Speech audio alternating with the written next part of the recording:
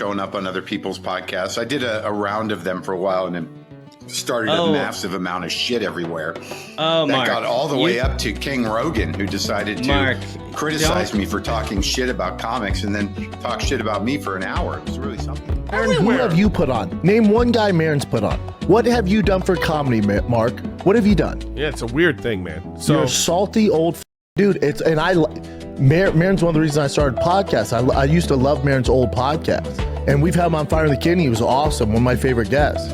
But this, buddy.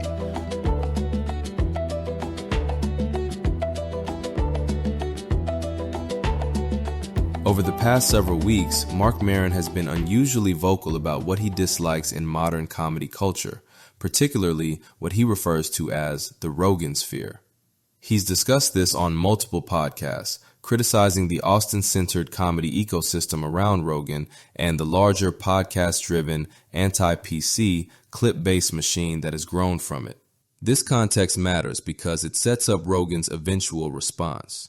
After Maron announced the end of his long-running WTF podcast, Rogan addressed him directly on his own show. Rogan did not hold back. He accused Maron of long-standing jealousy, bitterness, and an inability to accept the success of others. Your identity gets too wrapped up in conflict, and it's just like super unhealthy. Well, super we know unhealthy people for you. our age who are still doing that. Of course. Don't Comics. Marc Maron, don't say it. I mean, I don't get it. You know, I'm like, I don't know. I get it. He's sad. He's sad. He wants other people to hurt. That's what it is. It's just not charitable. Like, I've had ups and downs with Mark. I've gone through this with him like 3 or 4 different times, where he gets upset at me, and then we talk, and then, are we good? We're good. Like, he likes to do that. He likes to talk shit about you, and then you confront him, and he says, you're right. 2 days ago, Marc Maron addressed Joe Rogan's comments during an appearance on The Dollop, responding after the wave of reaction and commentary had already spread across the comedy world. Rather than escalating the situation, Maron focused on the timing and context of Rogan's response, noting that Rogan chose to speak after Maron had already announced the end of his own podcast. Don't think that we haven't been gleefully watching the way you went out with a flamethrower. It was awesome. Yeah. Going down shooting, I guess.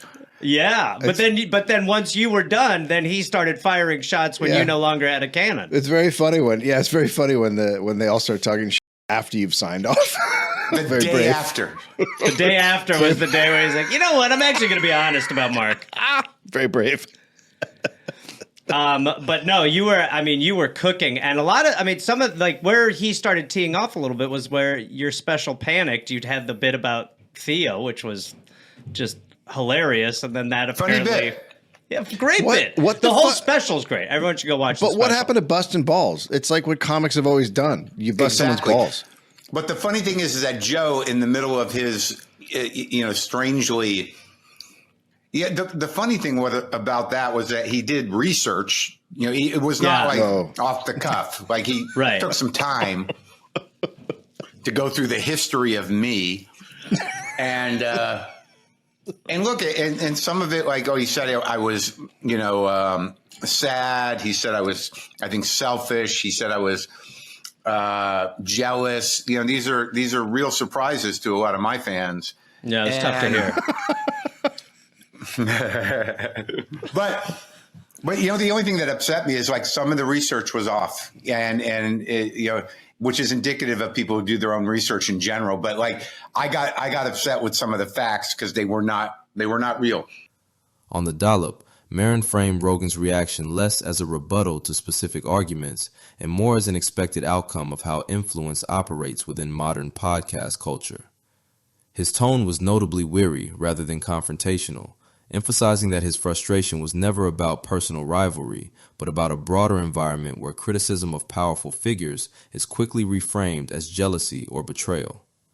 The conversation positioned the entire exchange as another example of how large platforms turn creative disagreement into polarized spectacle, leaving little room for nuance once audiences and allegiances are activated.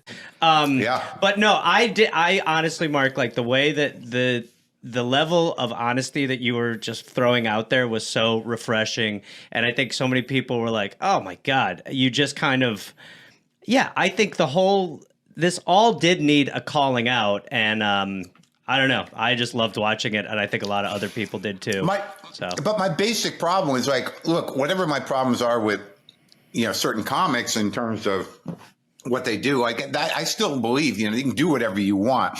But there was this idea that there was this large tribe, the great monoculture of free thinkers, where, deciding what comedy was or what good comedy is. And because there's so much, noise coming from them, it was just starting to be annoying. As the Maron-Rogan exchange was unfolding, the conversation began to spill beyond the two of them, pulling in other comedians who viewed the situation less as a philosophical disagreement and more as a breakdown of professional etiquette.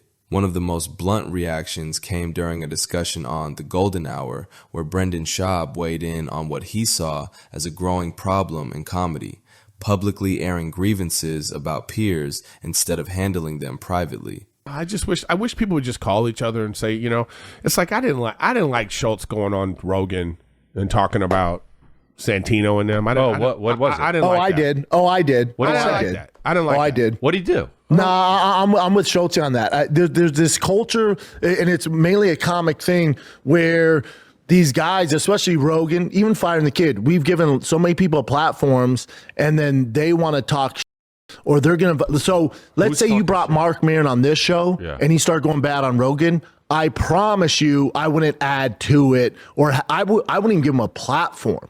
But they decided to, so we just got to be like, oh, it's all good, it's harmless. I think it's hoe behavior. I think it's hoe shit. I think it's soft. I think it's what's wrong with comedy. Well, what happened? Okay, let me tell you. All right, so Maron was on Bad Friends. Oh. And Maron was going in on Joe Rogan and that stuff, right? With one agenda. The only reason he came on with one agenda. Hold on, Brendan. Yeah. And then, so Schultz goes on Rogan, and he's saying, like, he had an issue with them not having any pushback. That there was no pushback from Andrew about, hey, and his whole point was like, Andrew goes on Rogan, he basically, really helped him blow up. And it's like, yo, have your friends back. You know what I mean? Yep. So that's how it should work. Now I understand that. But my thing is, like, for me personally, I think that I hope he called him and said something to him. Right. Like, if you really feel that way, then you call your guy and go, yo, man, what you doing? But to go on like even though Andrew Schultz is right. Even though Andrew Schultz is right. Even if he's right. Absolutely right. Yeah, absolutely right. I would assume knowing Santino, he didn't do this for a lot of people, and I love Santino. I would assume he called Rogan and was like, dude, I didn't know it was going to go down like that. Knowing Rogan, he'd be like, it's all good, man. It's all good.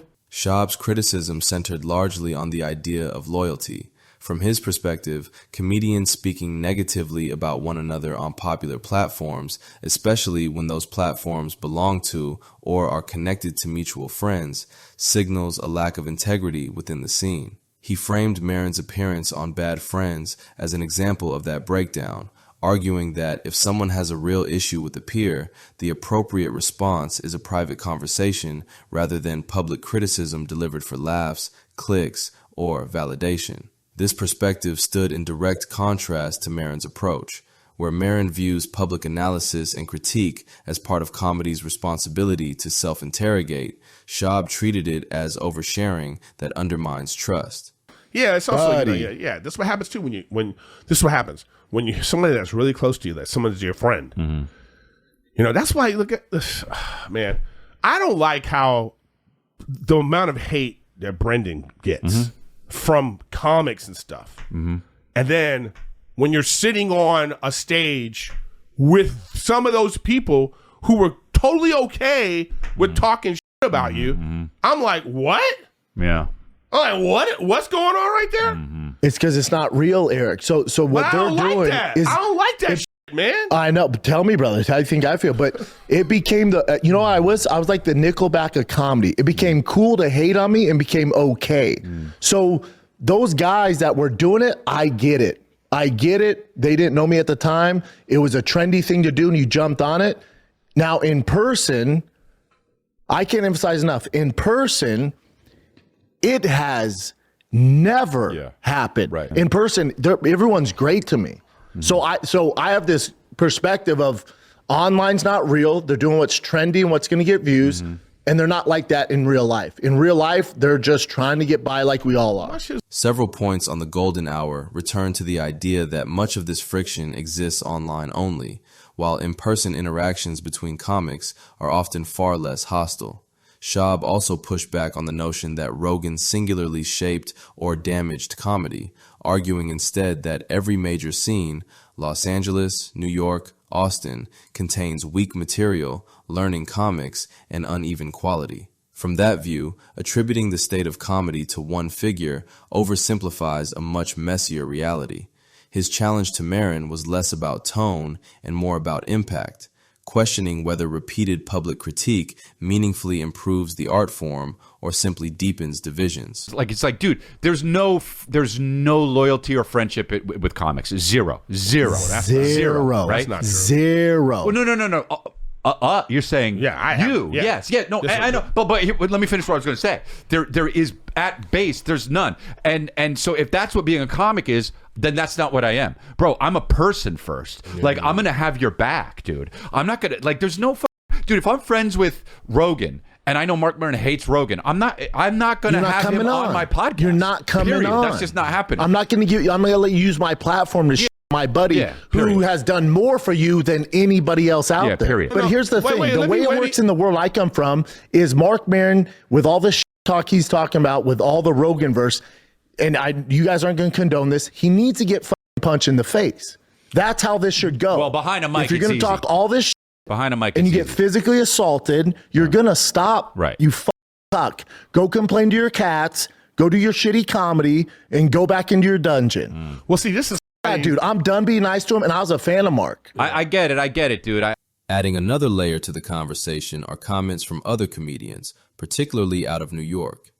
On a recent episode of The Regs, Luis J. Gomez and others discussed the difference between the New York comedy scene and the Austin scene that has grown around Rogan. Their tone was less philosophical and more roast-heavy, but the subtext was clear. Austin isn't some new promised land producing uniquely great comedians. It's just one scene benefiting from attention, money, and a strong gravitational center. This aligns with a growing sentiment that while the ROGANSPHERE is still powerful, it may not be as culturally unchallenged as it once was. More comics are questioning whether it truly represents the future of stand-up or simply a loud and lucrative chapter. New York comics, in particular, often frame themselves as operating under harsher conditions, more competition, tougher crowds, fewer shortcuts, and use that contrast to push back against what they see as hype. I had a debate with Tony Hinchcliffe. This is actually a good debate for this show because I posted. They were like, "You guys should do Skankfest in Austin because it's got the best comedy scene in the world." And I was like, "Well, no, New York still has the best comics." And I wrote that. And then Tony Hinchcliffe screenshotted it to me and said to me, "He's like, really? You think New York's got better comics than us?"